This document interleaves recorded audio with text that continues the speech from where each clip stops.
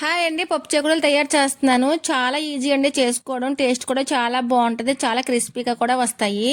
ముందుగా ఒక mixing bowl తీసుకొని ఒక కప్పు వరిపిండి, అదే కప్తో హాఫ్ కప్పు మైదా వేసుకోవాలి. రెండు కలిపేసి పక్కన పెట్టుకోవాలండి. ఇప్పుడు స్టవ్ వెలిగించి ఇలాంటి నాన్ స్టిక్ పాన్ కానీ లేదంటే మందపాటి కళాయి కానీ పెట్టుకొని 1½ కప్పు వాటర్, రుచికి సరిపడా సాల్ట్, ఒక స్పూన్ కారం, చిటికెడు ఫుడ్ కలర్ వేసుకోవాలండి. ఫుడ్ కలర్ అనేది ఆప్షనల్ అండి, మీకు నచ్చకపోతే స్కిప్ చేసేవచ్చు.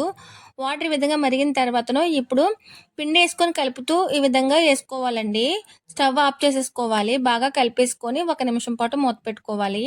1 నిమిషం తర్వాతను దీంట్లోని 2 స్పూన్లు ఆయిల్ వేసుకోవాలండి. ఆయిల్ వేసుకున్న తర్వాతను ఒక ప్లేట్లోకి తీసుకోవాలి. ఇలా ఎడల్పుగా ఉన్న ప్లేట్లోకి తీసుకోవాలండి. తీసేసుకొని బాగా కలుపుతూ ఉండాలండి. వేడిగానే కలపాలి, చల్లారిపోతే బాగోదండి. ఎంత బాగా కలిపితే అంత బాగా వస్తాయండి చెకోడీలు.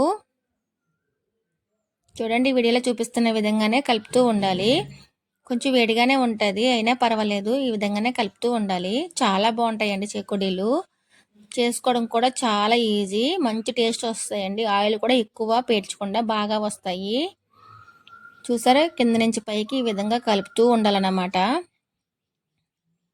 టైం అయితే కొంచెం పడుతుందండి.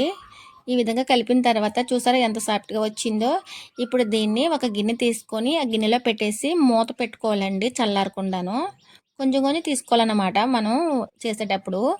అయితే నేను శనగపప్పు 3 గంటల ముందు నానపెట్టానండి. ఆ వీడియో మిస్ అయ్యింది. నానపెట్టేసి ఒక క్లాత్ మీద ఆరబెట్టుకోవాలి.